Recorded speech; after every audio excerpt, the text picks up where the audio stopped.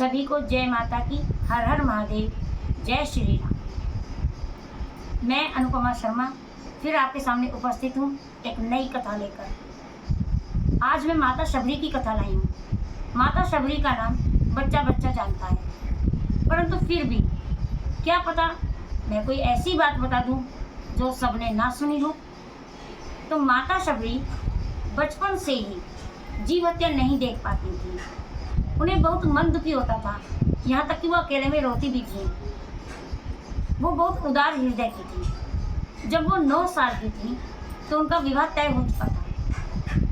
तो एक दिन उन्होंने देखा कि बहुत सारी जीव हत्याएं की जा रही हैं, बहुत सारे पशु काटे जा रहे हैं। उन्होंने अपने पिताजी से पूछा, पिताजी इतनी हत्या किस लिए? उन्होंने कहा, बेटी कल आपका विवाह है तो बारातियों के स्वागत के लिए भोजन की व्यवस्था की जा रही है। शबरी का मन इतना आहत हुआ कि एक दिन के भोजन के लिए या एक दिन के जीव के स्वाद के लिए इतनी हत्याएं। और माता शबरी ने रातों रात घर छोड़ दिया और इतनी तेज वो घर छोड़कर भागी कि मम्मी पापा या कोई भी मोहल्ले का देख ना ले। भागते भागते वो मतंग ऋषि के आश्रम के पास पहुंच गई। वहाँ पर उस समय मतंग ऋषि अपने कुछ चेलों को उपदेश दे रहे थे। उनको देखकर शबरी समझ गई कि यही मेरी मंजिल है।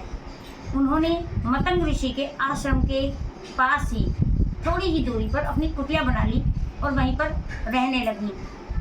और उन्होंने सेवा करनी शुरू कर दी कि जिस रास्ते से ऋषि मुनि सुबह के 3-4 बजे स्नान के लिए जाते थे वो सारा रास्ता साफ कर देती थी, ताकि इन ऋषि मुनियों के पैरों में कोई भी कांटा न चुभे।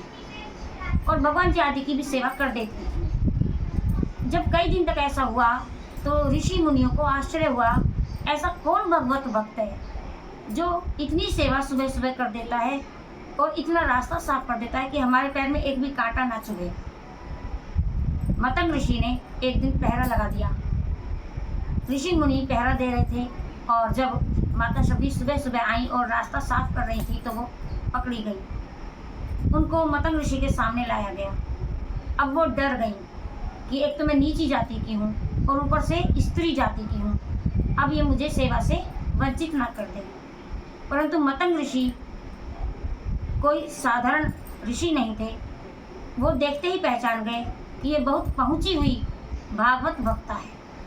उन्होंने उनको वहीं रहने की, आश्रम में रहने की इजाज़त दे दी। इस पर सारे ऋषि मुनि नाराज हो गए कि क्या अब हमारे आश्रम में हम लोगों के साथ क्या स्त्री भी रहेगी?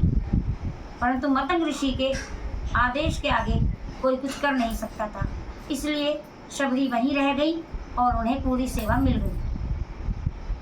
काफ़ी वर्ष बीतने के बाद मतंग ऋषि का अंत समय आया तो उन्होंने शबरी को पास बुलाकर कहा कि मेरा अब देह त्यागने का समय आ गया है, मैं परम धाम को जाऊंगा।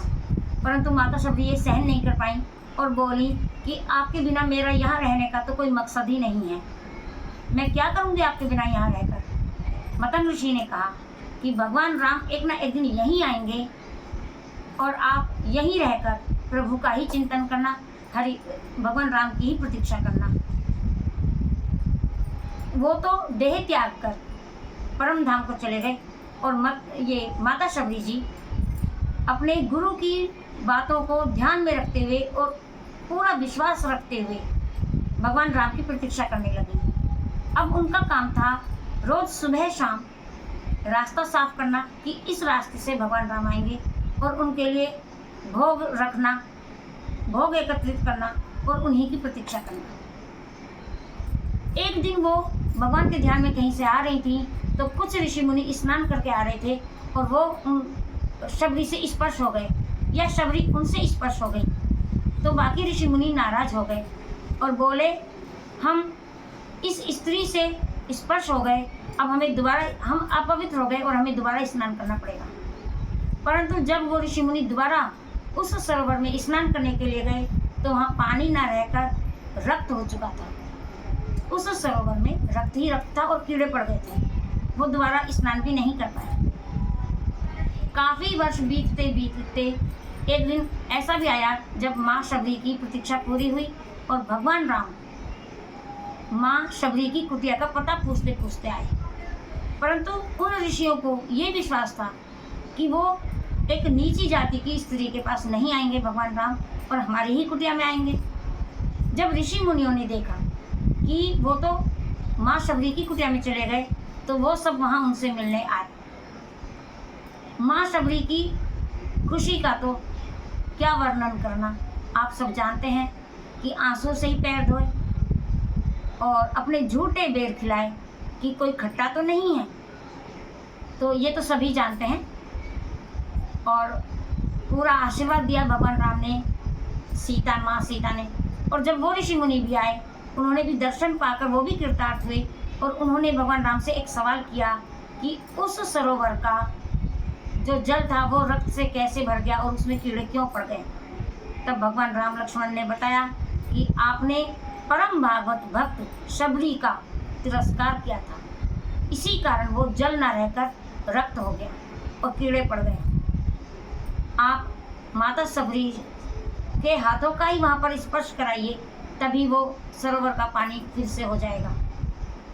तो इस तरह भगवान राम ने, लक्ष्मण ने, सीता ने दर्शन देकर सबको कृतार्थ किया, और उसके बाद शबरी से ही उस सरोवर को पुनः स्पर्श कराया, तब वो जल फिर से हो गया, कीड़े भी समाप्त हो गए, और सभी ऋषि मुनियों ने माँ शबरी से क्षमा याचना की, क्योंकि भगवान से बड़ा भक्त होता है, ऐसा ग्रंथों में भी कहा गया है।